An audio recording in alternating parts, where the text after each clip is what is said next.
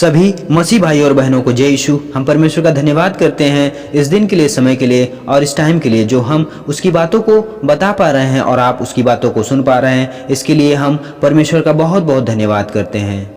मेरे प्यारे मसीह भाई बहन, आज हम लोग जानेंगे कि प्रार्थना कैसे करें। तो सबसे पहले परमेश्वर को धन्यवाद देकर हमें अपनी प्रार्थना को शुरू करना चाहिए, क्योंकि हमारा पिता परमेश्वर अति करुणामयी और दयालु पिता है। इसलिए हम यहोवा का धन्यवाद हर दिन, हर पल, हर सुबह, हर शाम आनंद के साथ उसका धन्यवाद करते रहें। तो हम अभी वचन से पढ़ेंगे यूहन्ना 3:16। क्योंकि परमेश्वर ने जगत से ऐसा प्रेम किया कि उसने अपना इकलौता पुत्र प्रभु यीशु मसीह को जगत में भेज दिया कि जो कोई उस पर विश्वास करे वह नष्ट ना हो परंतु अनंत जीवन पाए। क्योंकि परमेश्वर ने अपने पुत्र प्रभु यीशु मसीह को जगत में इसलिए नहीं भेजा कि जगत को दोषी ठहराए, परंतु इसलिए कि जगत उसके द्वारा उद्धार पाए। जो उस पर विश्वास करता है वह दोषी नहीं ठहराया जाता, परंतु जो विश्वास नहीं करता वह दोषी ठहराया जा चुका है, क्योंकि उसने परमेश्वर के इकलौते पुत्र के नाम पर विश्वास नहीं किया। तो हम लोग इस वचन के माध्यम से समझ सकते हैं कौन दोषी है और कौन दोषी नहीं है। हम लोग तो विश्वासी हैं, तो हम लोगों के ऊपर से सारे दोष हट चुके हैं। हमारे ऊपर कोई दोष नहीं है अब, क्योंकि परमेश्वर के इकलौते पुत्र ने हमारे ऊपर से पाप और श्राप के बंधन को अपने देह पर लेकर क्रूस पर खत्म कर दिया है। इसलिए यदि हम प्रभु यीशु मसीह में हो गए तो पाप और श्राप का बंधन कहाँ, सब खत्म हो गया। प्रभु यीशु मसीह के लहू के द्वारा हम खरीदे हुए लोग हैं। अब हमें कुछ नहीं करना, बस अब उसकी महिमा में निरंतर बने रहना है और उसके धर्म और राज्य की खोज में लगे रहना है और उसके नाम को ऊंचा उठाना है। तो हम वचन में और आगे बढ़ेंगे। भजन संहिता अध्याय 100 उसका 4 पद। उसके फाटकों से धन्यवाद और स्तुति महिमा करते हुए उसके आंगनों में प्रवेश करो, उसका धन्यवाद करो और उसके नाम को धन्य कहो। धन्यवाद के साथ परमेश्वर के आंगन में जाएं, अर्थात परमेश्वर से प्रार्थना करें। जब भी हम प्रार्थना करें, हमारी प्रार्थना परमेश्वर के वचन से होनी चाहिए। जब आप प्रार्थना वचन से करते हैं तो आपकी वो प्रार्थना अधिक ग्रहण योग्य होती है। हम जब कभी प्रार्थना करते हैं तो हमारी प्रार्थना शुद्ध मन से होनी चाहिए। आइए हम जानते हैं कि हमारा शुद्ध मन कैसे होगा। हम दूसरों के गलतियों और गुनाहों को क्षमा करें और अपने गलतियों और गुनाहों को क्षमा मांगें और कोई भी गलती फिर से ना करें।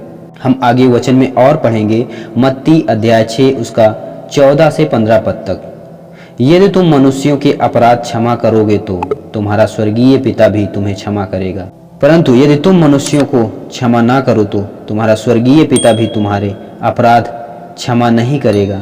तो इसी रीति से हमारा मन शुद्ध होता है। हमारी प्रार्थना का आरंभ इसी रीति से होना चाहिए। हम दूसरों की गलती और गुनाहों को क्षमा करें और अपनी गलती और गुनाहों को क्षमा मांगें और फिर से वो गलती ना दोहराएं और हम प्रार्थना में आगे बढ़ें। तो हम वचन में और आगे पढ़ेंगे मत्ती अध्याय 6 उसका 9 पद कि हे हमारे पिता, तू जो स्वर्ग में है, तेरा नाम पवित्र माना जाए, तेरा राज्य आए, तेरी इच्छा जैसे स्वर्ग में पूरी होती है वैसे ही पृथ्वी पर भी पूरी होने पाए। हमारे दिन भर की रोटी आज हमें दे और जैसे हमने अपने अपराधियों को क्षमा किया है वैसे ही तू भी हमारे अपराधों को क्षमा कर और हमें परीक्षा में न ला परंतु बुराई से बचा, क्योंकि राज और पराक्रम और महिमा सदा तेरे ही हैं। आमीन। तो हम मत्ती 7 का 7 पढ़ेंगे। वचन में लिखा है कि मांगो तो तुम्हें दिया जाएगा, ढूंढो तो तुम पाओगे, खटखटाओ तो तुम्हारे लिए खोला जाएगा।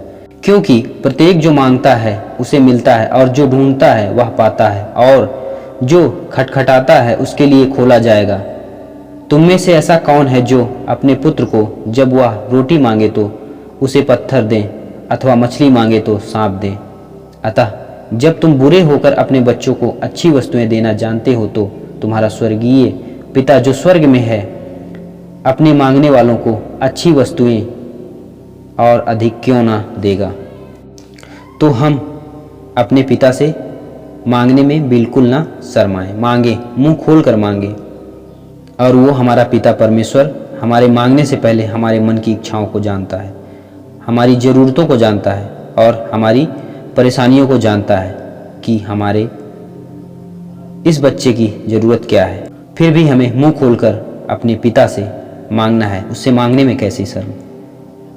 तो हम जब कभी भी अपने पिता प्रभु यीशु मसीह से मांगते हैं तो वो हमारा विश्वास भी देखता है कि हमारा विश्वास कैसा है। हम वचन में और आगे पढ़ेंगे, मत्ती अध्याय 8 5 पद से 8 पद तक।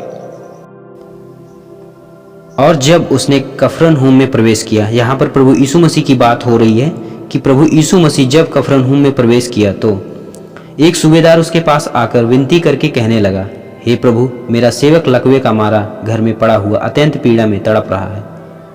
उसने उससे कहा, मैं आकर, प्रभु यीशु मसीह ने कहा, मैं आकर उसे चंगा करूंगा। परंतु सूबेदार ने उत्तर दिया, हे प्रभु, मैं इस योग्य नहीं कि तू मेरी छत के तले आए, परंतु केवल वचन कह दे और मेरा सेवक चंगा हो जाएगा।